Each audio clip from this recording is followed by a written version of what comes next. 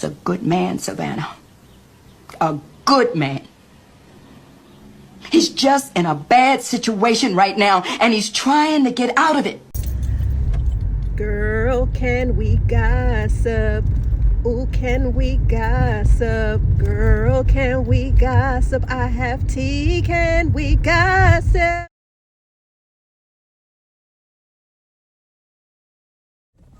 What's tea, Petty Bunch? Welcome back to another episode of Girl, Can We Gossip? Yes, these are the Gossip Girly Car Chronicles, but I want to introduce a new segment today called Just a Smidge. Just a Smidge is me talking or giving my commentary and opinion on what's popping in pop culture. What the hell is going on in these internet streets? So sometimes I might hit you with 3 topics, sometimes I might hit you with 2 topics, and I want to tackle these topics in about 25 minutes or less. So let's get into our first topic, the Grand Dame, baby. The judge said, Karen Cougar, sit your ass down. You are not, no, work release denied. So we know that Karen Cougar, the Grand Dame of Potomac, was sentenced to 2 years for her DUI arrest last March. You guys saw the hilarity, the ratchetness, the I am Thomas Jefferson's concubine, and her telling a cop that he's poor, asking for a tissue while she was, and just her going off. That whole, first of all, the scene of the crime, that right there within itself. If Karen had seen the body cam when she was sober, there would be absolutely no way that I would have taken my ass on season 9 to talk about I'm innocent and I will be vindicated. Karen, you played yourself, mama. You truly played yourself.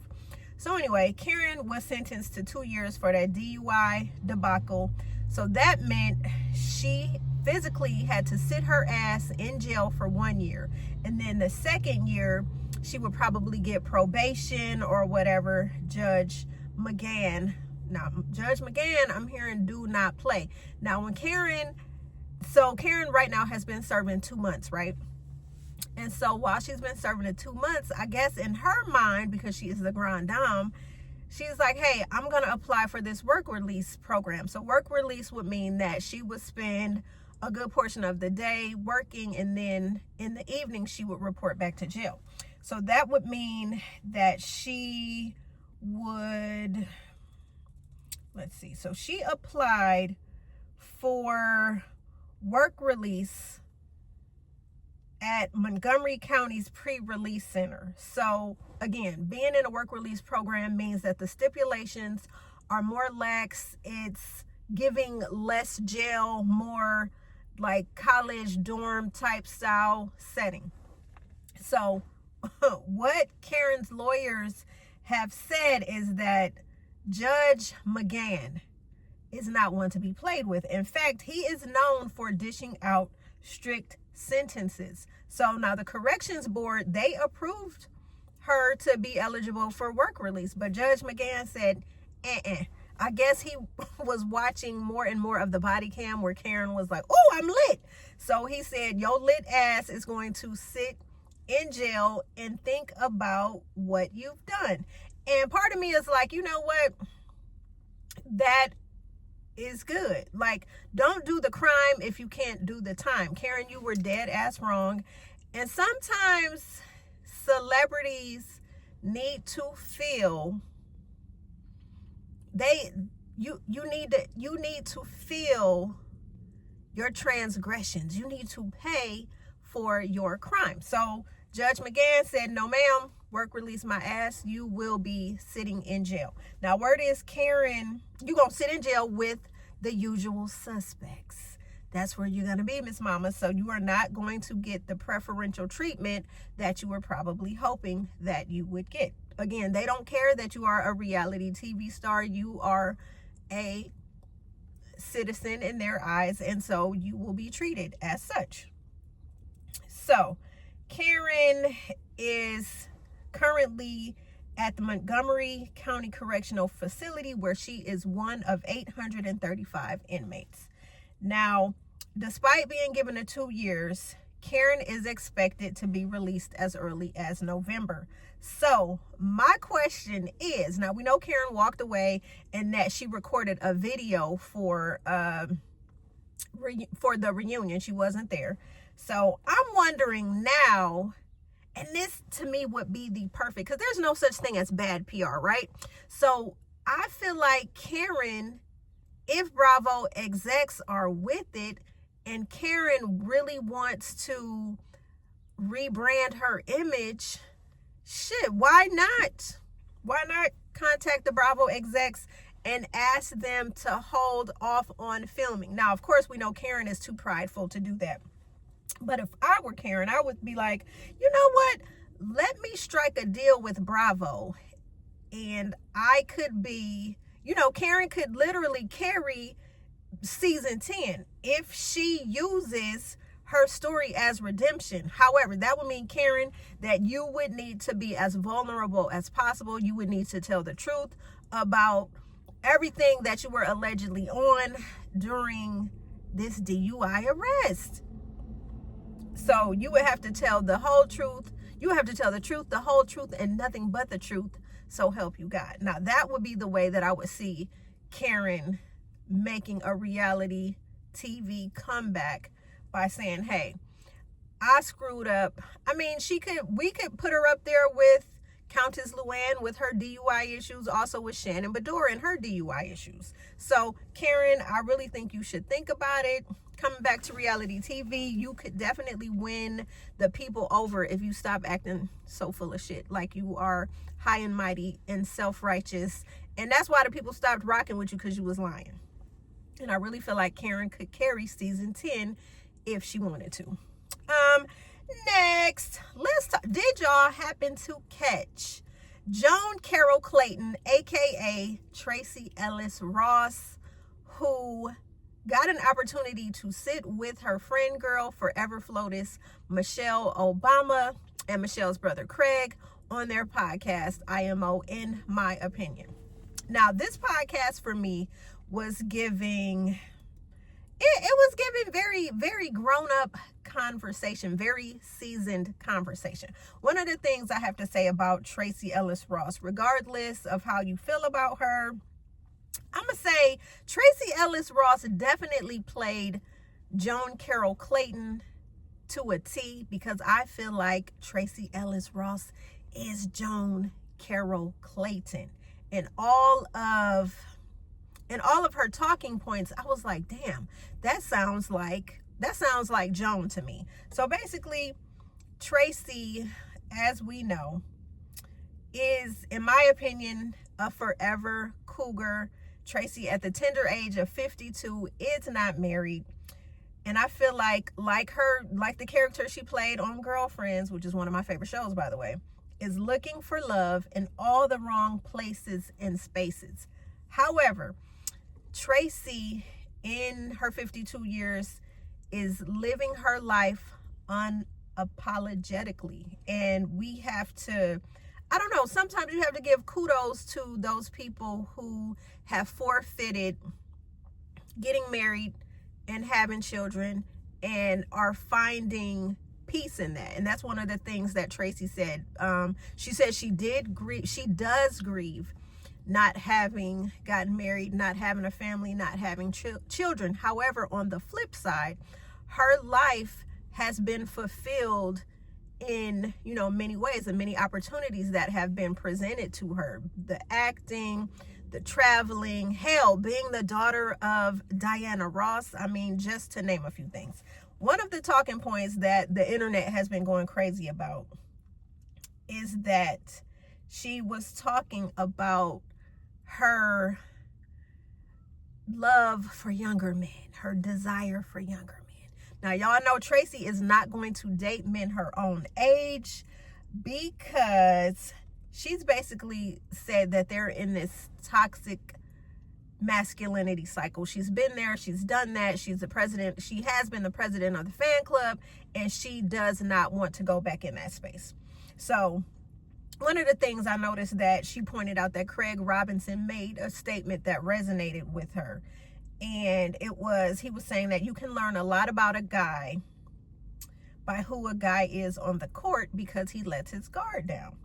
And so Tracee was saying that she stays open, way open. Well, she said her heart is open, not them legs, okay? Her heart is open. She is going through a fascinating adventure. She believes there are good men out there to a certain extent. And she calls herself a unique unicorn. And she needs a unique, I'm going to say younger man, because older men, hey, if you're trying to shoot your shot with Tracee Ellis Ross, it's not going to happen because, in her opinion, you toxic.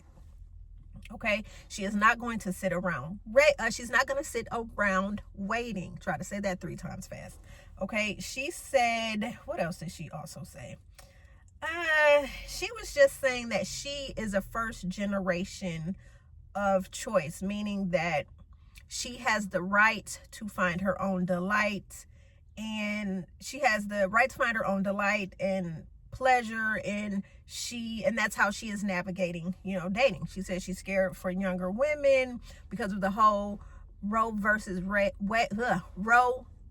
Wade being overturned. So when Tracee was growing up, she was basically going through my body, my choice. Young women today, because of Roe v. Wade being overturned, are basically, it's the man's body. Our body is it's basically our body, their choice.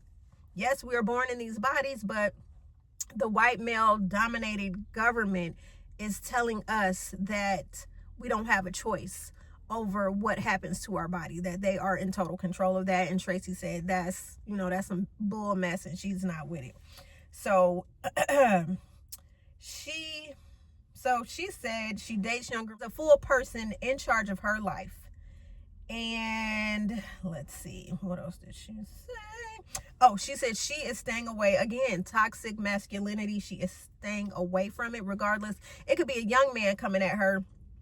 If he smells like he is going to control her, she's running, because she's been there, again, done that. She's worn the t-shirt. She's been the president of that fan club, and she is not with being controlled. So it looks like Tracee may have been in relationships where she was controlled. So now she is giving us alpha female vibes, and it looks like Tracee wants to do the controlling, especially it's giving she wants to be dominant, and she's going to dominate the cycle of the relationship because now she is the older person, and I feel like she feels like she could run the show ultimately. That's what it's given, in my opinion. Okay, she said there is an openness that occurs with younger men, whether it's gender fluidity, not having an issue with homosexuality. Tracee is doing what works for her. She's not on dating apps. She meets men organically. So basically the type of men that she deals with are famous-ish, meaning that they are well known in circles, and these men would have a lot to lose, just like her, if shit hit the fan and went and got weird.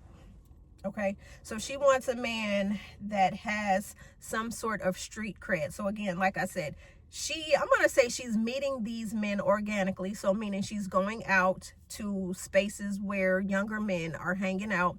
And sometimes she meets younger men through her network of friends. Okay, so she has not given up on love. She is still, looking to find her match. And, at 52, it's like, that's a lot. So one of the things I could see, Michelle's life has been fulfilled. Forever Flotus's life has been fulfilled being a wife and being a mom. But watching these two friend girls talk, you could see the admiration that Forever Flotus has for her friend Tracee. And you can tell just by the warmness of their conversation, you could tell that they are good friends in real life, not just this celebrity type of life that they may have been acquaintances, you know, that were thrown together and they forged a friendship. I feel like these women are, you know, really friends. I feel like at the end of the day, like Tracee and Michelle actually be out in these streets kicking it. They key. And of course, Michelle was saying that Tracee mentors Sasha and Malia. So clearly, you know, and then Tracee referred as President Obama as your husband when she was talking to, when she was recalling a night that they were out at dinner. And President Obama said something to the effect like, you can date younger men. And, you know, Tracee was saying that, oh, how or why or something like that. And she said, because I can.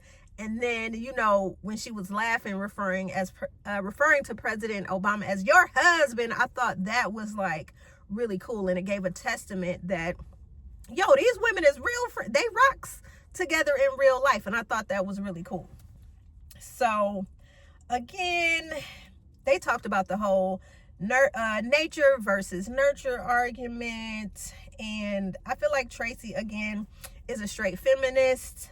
One of another key talking point that people was snapping them fingers about was when Tracee said chemistry is not a relationship. Love doesn't always include chemistry. Now, you guys take that for what it's worth. So Tracee says she doesn't believe that she needs a partner to live her best life. She didn't settle, and she feels like she is living a beautiful life, regardless of never having gotten married and never having children. So she's like, I can choose whatever man I want, when I want, and how I want. So kudos to Miss Tracee Ellis Ross. Listen, Auntie is out here looking for some young cubs. So if you fit the criteria, street cred, and are famous-ish and are young, slide in them DMs. Slide in them DMs. All right, moving on. Kenya Moore hair care. So Kenya, we were waiting. We were salivating, waiting for you to drop your confessionals. The little teaser that you gave us was 1 minute and 50 seconds. And I was like, oh, hell no.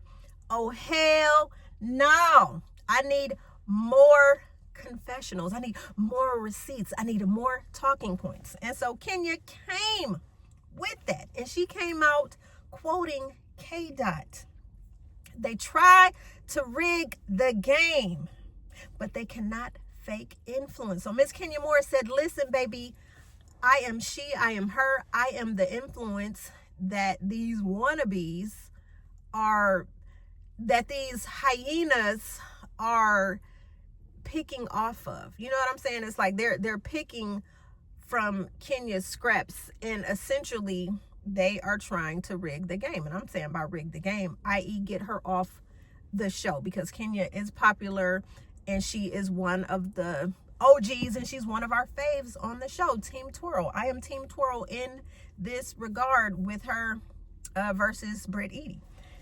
So Kenya was saying that the girls tried her by rigging the game. And in my opinion, when I'm thinking about rigging the game, I'm thinking like trying to ice her out, alienate her after her, you know, revealing the sloppy toppy pics. It was wrong. Kenya said it was wrong.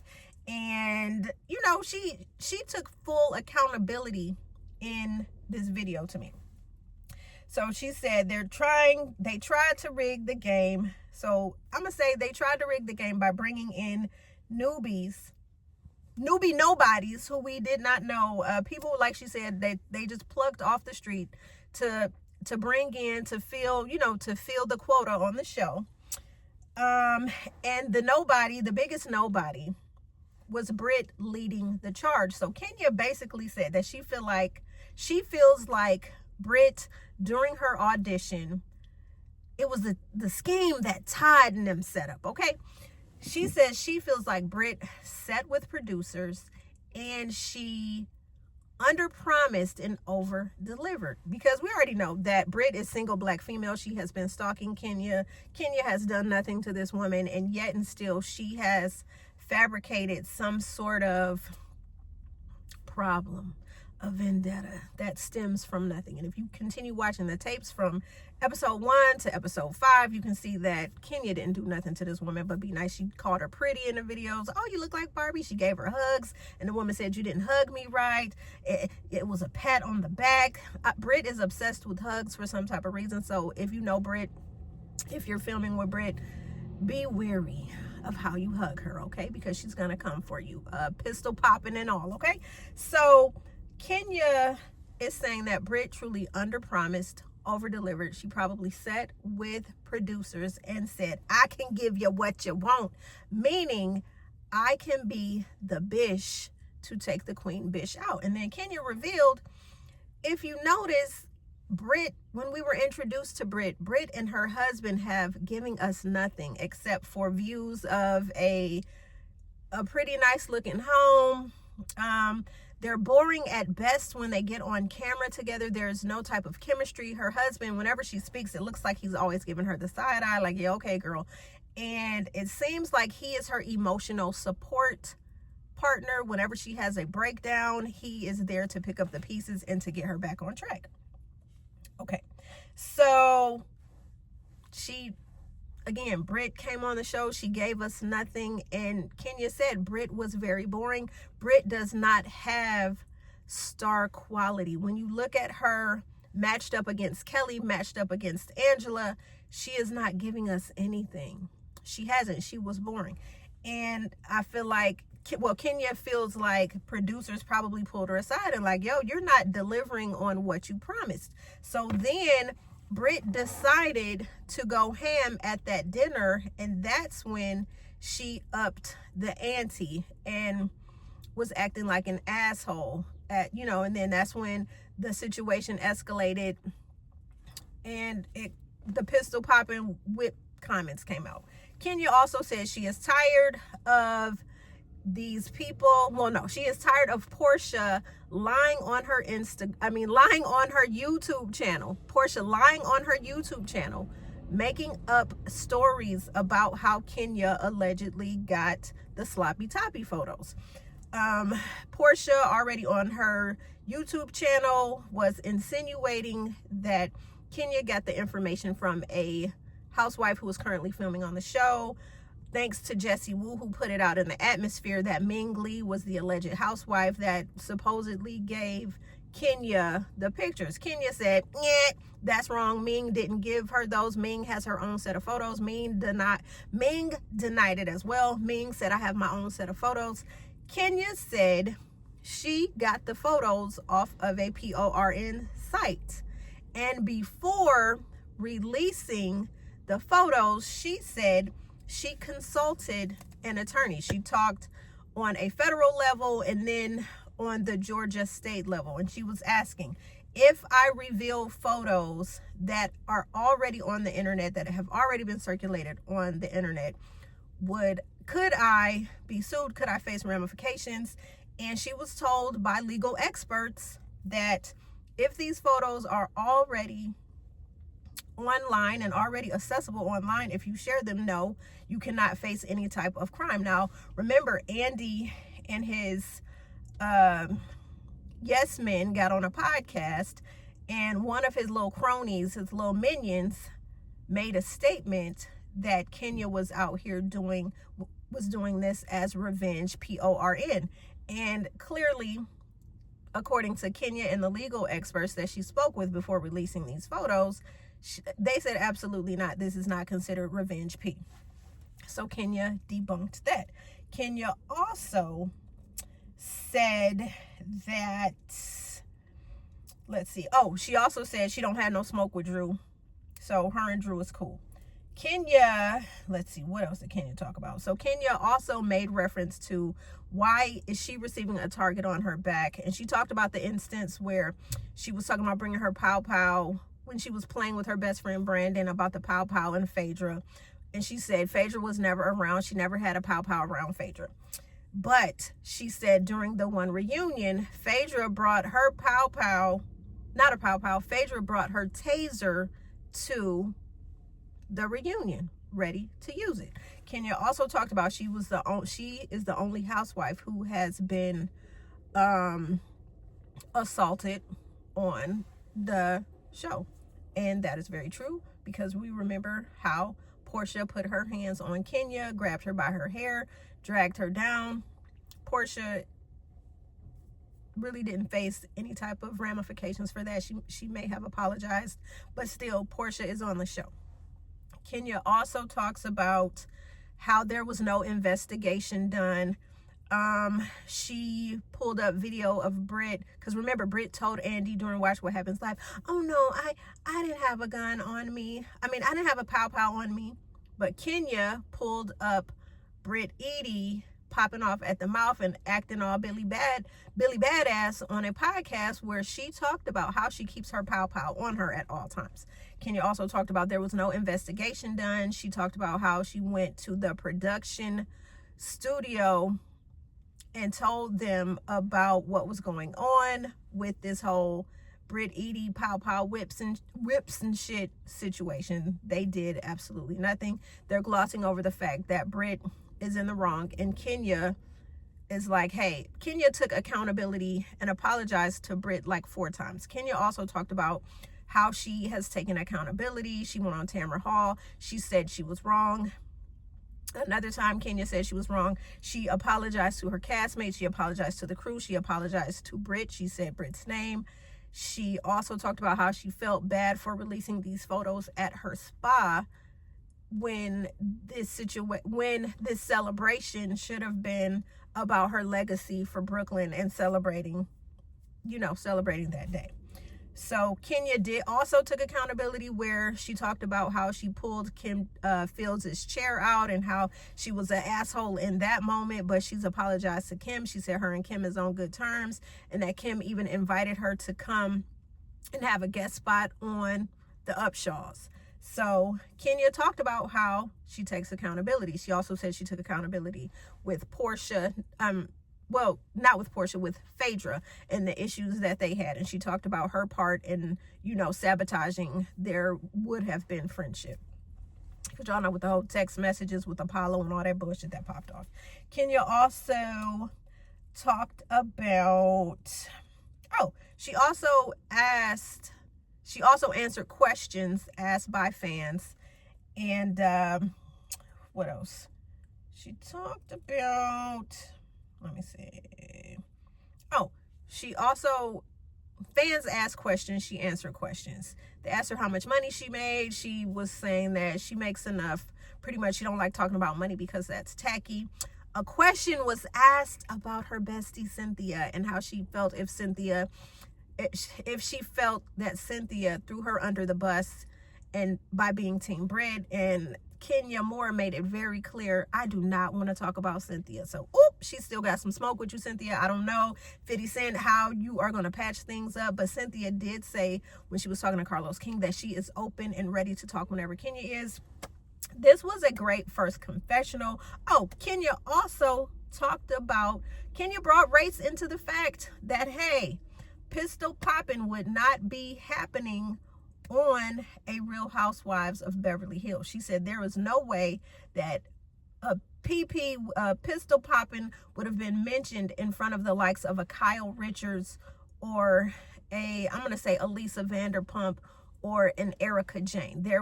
That would absolutely not happen. So Kenya did throw a little race in there, Andy. And you know it's right. You're treating the Atlanta show like they are a bunch of ghetto black women.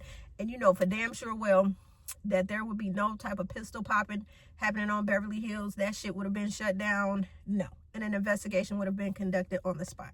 So anyway, Kenya, I enjoyed every bit of your confessional, and I'm looking forward to more. Petty Bunch, you guys get with me in the comments about my new segment, Just a Smidge, and I'm gonna get with y'all in the next video.